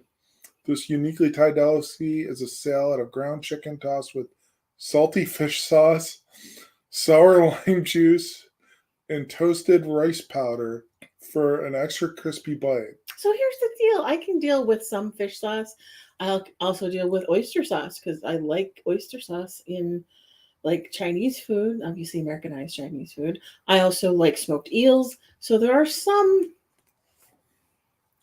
water creatures that I can accept contributing to the food, but all these incredible flavors and textures appear in this super unique, extra delicious chip. And it's a big bag. It's a big bag you're taking to work with you. Hey, Jeremy. Have some chicken larb seaweed snack.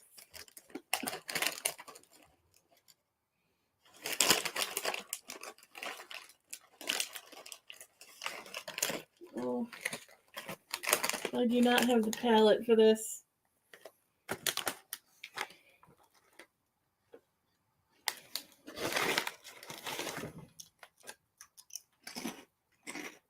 Just going for it, huh?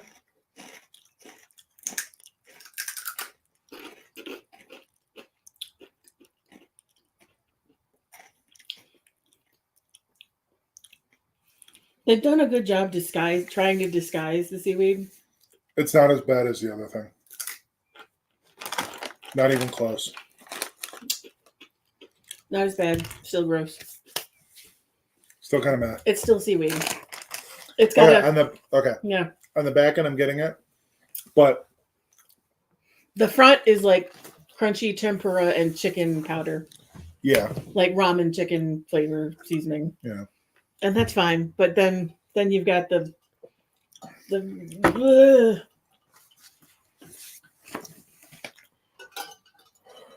fishy swampy flavor at the end. 0.5. 0.5? Mm-hmm. Okay. I'll give him a half a point for trying to cover up the seaweed, but it didn't work. I'll go 1.5. Ugh. Snacks that should not be. And Thailand. Doing a bang up job here with Liz tonight. Ugh.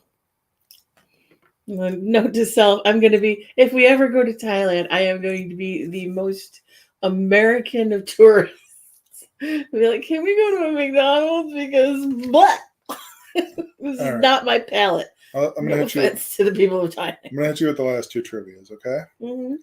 Thailand is the only country home to which of these animals? A, red elephants. B, sand-eating tortoises. C, waterfall climbing fish. Or D, hairless tigers? All of the above. No. Red elephants. No. Waterfall climbing fish. The caves in northern Thailand are the only place in the world where you can find the waterfall climbing cave fish. This 2-inch long, completely blind fish species is able to climb the walls of waterfalls much like salamanders. You're trying to get away from all the seaweed.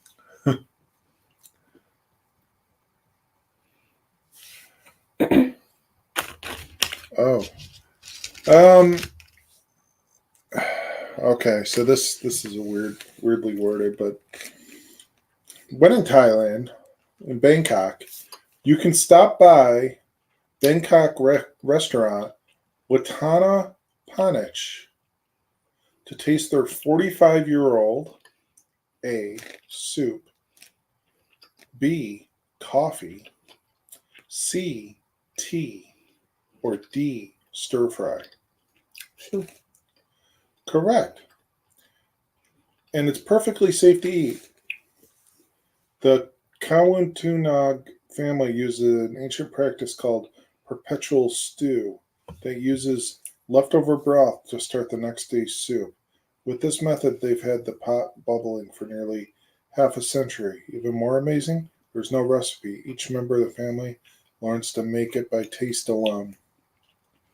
So that's not unusual in a lot of cultures to like have, I mean, you go back in old timies, have a bowl, a cauldron, I guess you would say, a pot of boiling water, and you would throw in your meat bones, your vegetable scraps, and things like that at the end of every day. And basically you'd have soup the next day, and then you'd have your soup, and then whatever was left, you'd add more water, fish out what was there, throw in the leftovers and all of this stuff. So essentially you have like a rotating stew or soup. So probably the origination of a soup du jour. Yeah. All right. Well. No more seaweed? Hmm? No more seaweed? No more seaweed. Okay. I'm sorry you had to go through that. Mm-hmm. It's traumatizing. Okay, so we got a couple of cookies to finish off this episode, or finish off this part of the episode. Hopefully they don't put cuttlefish powder on their cookies. Jack and Jill Cremo Choco plus caramel. Crumbly shortbread cookies with a caramel center. It's very thin. When it They comes look like a to tart. celebrating the New Year in Thailand, nothing is more traditional than Polani, a sticky caramel made from sugar and coconut milk. In fact, the treat is so popular that it's found its way into other desserts throughout the year. Case in point, these crunchy cookies layered with caramel and chocolate, sweet, chewy, and crumbly. They bring the New Year's spirit into everyday snacking. They look like shortbread. Yeah. Mm-hmm. They are.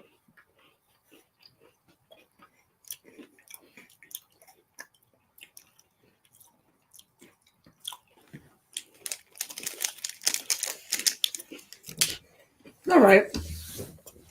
Shortbread is kind of disappointing in a artificially, chemically pressed flavor. Could be cookie, could be drywall. I'd probably give it a 2. I'm at the same.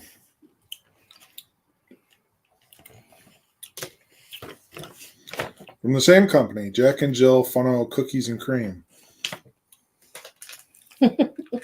Slightly thicker package. Chocolatey sandwich cookies with a creamy filling. The most What did you call it? chocolatey sandwich cookies with a creamy filling. No, Jack and Jill Funnel Cookies and Cream. because these say woofo. I'm just reading what's on here.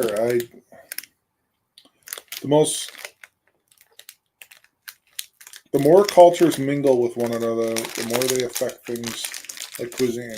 So even when something seems familiar, there's always a little something to cater to local taste. From pizza with sweet mayo to corn pies on the McDonald's menu, even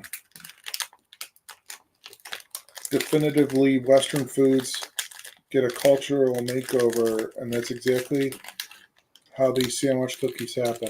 They may look familiar, but the cocoa cookies are a bit darker, the filling a bit smoother, and crumbled up cookie pieces throughout the whole thing. Some of these feel. So clearly they're saying that they look like an Oreo. They do.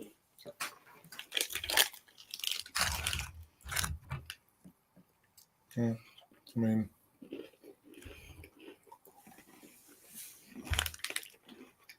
And they taste like an Oreo.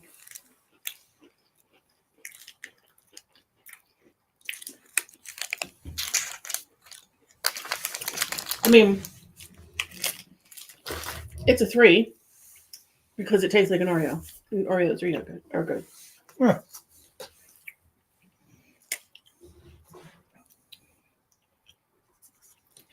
I'm with you. All right. Well, that closes out for Thailand. And you're probably thankful. Mm-hmm. All right. There was some good in Thailand, There was. and there was some heinous in Thailand. All right. Well, let's go to the heinous first. Probably one of the most vile. reviled snacks that we've had ever on this show was this big roll grilled seaweed barbecue sauce flavored No seaweed way. stick. Gross. This was, Fish food. yeah, this was bad. This was horrendously bad. You gave it a -1,000. I gave it a 1. And then you gave it a chance, honey. You gave it the old college try. But the tempura seaweed chicken lard chips, you gave a little bit of a higher ranking than a -1,000. You gave it a 0.5. Because the tempura and the chicken larb tasted fine. Yeah. But then the seaweed kicked in and crashed the party and destroyed everything. But I was right with you. This was one of my other least favorite ones. Now, to focus on a couple of higher ranked snacks out of this box, we had the chocolate flavored coconut chips, Yep. which were delicious. Delicious. And then what we kicked this box off with, which were the Super Devil spicy. Emperor Chili potato chips, which were actually incredibly flavorful and delicious. Very good and super spicy, but like to the point where they weren't hot for the sake of being hot. They were very flavorful, and you just wanted to eat more. Yeah. So Thailand, Universal Yums, you did a very interesting thing with this with this Thailand gave us box. the spectrum of flavor. All right. But we do have one more thing for tonight. I've been promising to do this. I was asked, have you done these chips yet? And we owe it to our good friend Allison to dive into these chips that she sent us a couple of months ago. We look forward to these. She sent them, I think this is the second year now that she sent them to us. And it's from a company called Hares. And they do these tastes of flavored Philly potato chips. And there's 3 different ones, and you're supposed to like vote on them online. And I think they produce like bigger allotments of whatever flavors win. Obviously, we are well past probably the winners of things. But. You can vote until I don't know when. Sometime in the summer or at the end of the summer.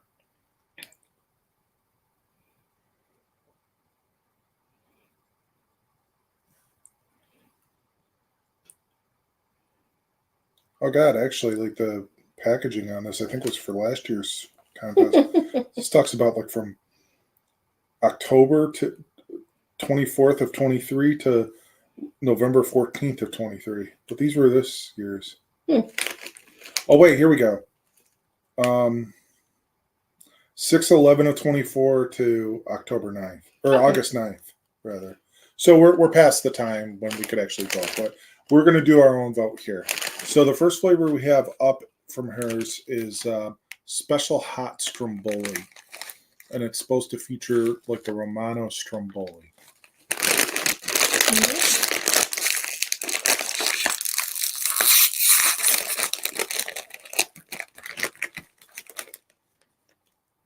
Oh. So a special hot Stromboli, Romano's, the original Stromboli, potato chips.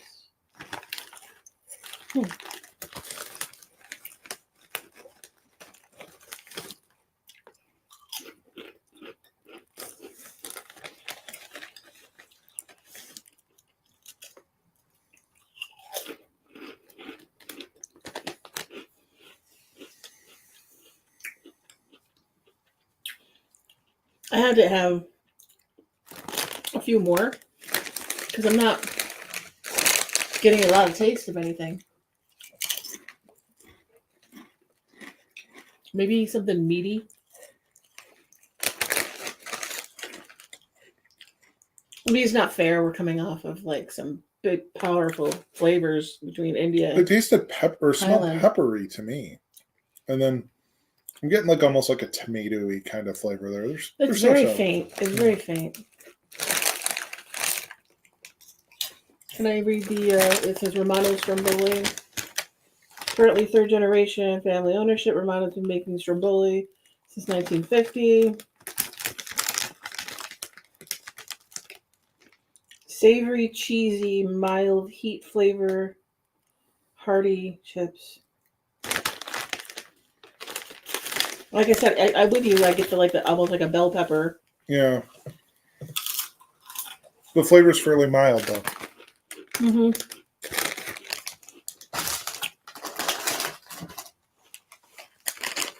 All right, next up, we have pierogi flavor from Mom's Kitchen.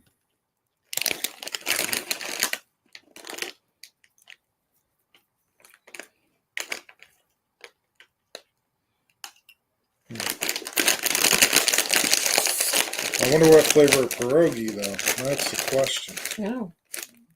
It looks like grilled onion on the top of them. My Mom's Kitchen. My Mom's Kitchen started in 2014 as a food cart after a decade of dishing up home-style comfort food. They become a destination known for their and loved for their pierogi.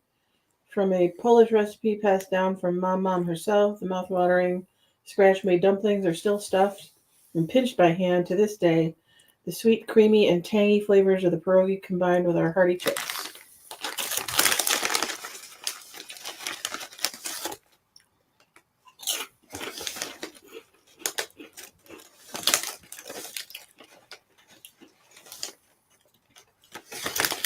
It was just like sour cream and onion chips. A little sweet. A little weirdly sweet. Like a very sweet onion, like almost Vidalia onion. Mm-hmm.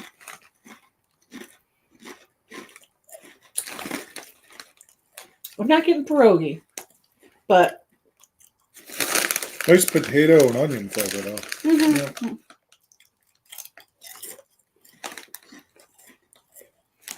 I think I like the stromboli ones better. I like these ones. Those are a little much. All right, we got one more. They're not bad. I mean, none of them are like gross. None of them are like I'm gonna spit it out. But We have cheese ravioli and marinara flavored. it's weird because like cheese ravioli by itself doesn't have a lot of flavor.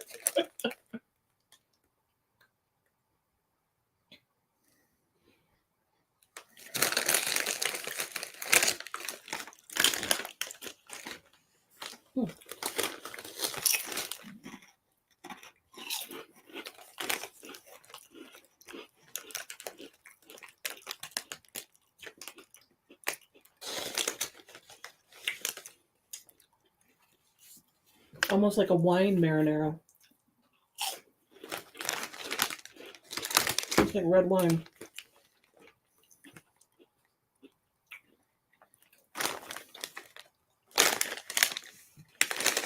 I get the cheese. Get the tomato sauce.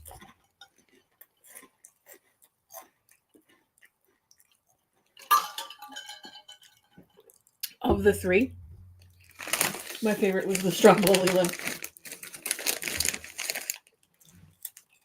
I'd like to go back and taste the stromboli now that I've had these two.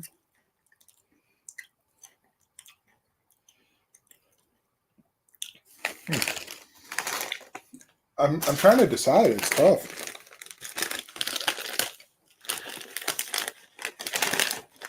I can't wait to hear what Allison thought of these. Okay. Now, these taste like banana peppers. Yep.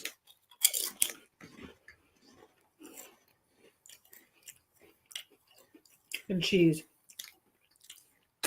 I like those.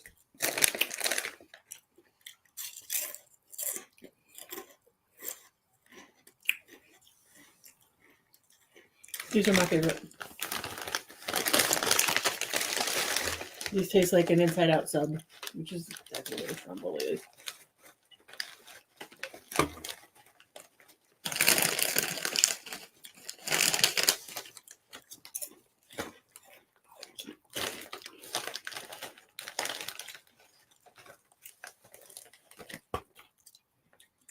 This is tough. I mean, last year I remember it was clear cut which ones were the best. Mm-hmm. So if you had to do 1, 2, 3, one being best. I'm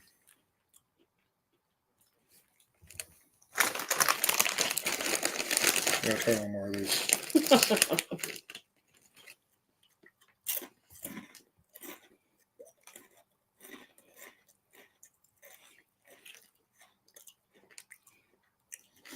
I'm gonna go. This is 1 for me. The strombolis are 2, and then the raviolis are 3. And I am stromboli first, ravioli second, pierogi third. Those just have a weird, almost like... I like the sweetness of it. Yeah, I don't like the sweetness. Because it doesn't taste like the onions are sweet. It tastes like the cheese was sweet. And that was kind of off-putting to me. But Yeah, those were fun. Yeah, thank you, Allison, for It was sending those to us. Weird coming off of the Thai stuff. The first stromboli chip, it didn't taste like anything. But then after having the other two and going back to the stromboli ones, then I could taste it. Yeah. It was weird. Yeah, thank you so much for sending those Yeah, to I us. really We appreciate appreciate that. it. Yeah, It was fun. I hope we can try them again next year. Mhm. And you have to let us know what your choices were. Yeah, definitely. I'll be sure to let her know that we tried them out.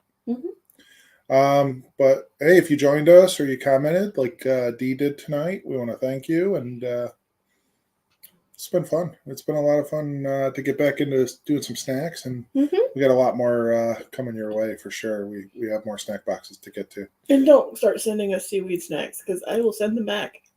Yeah, return to sender. I will go to the lake and I will feed the fishies on your behalf. Yeah, don't send us those, please. I mean, I'll try them, but I won't. you don't want to get on. I mean, why would you want to anger Liz? Why would you do that? You don't anger me. You make me just upset me. Don't make her angry. You won't like her when she's angry. The incredible seaweed Hulk. Yeah. All right. What do you say? Why don't we get out of here for tonight? Sounds like a plan. All right. Well, honey, as always, this has been real. It's been fun. It's been real fun. We'll see you next time.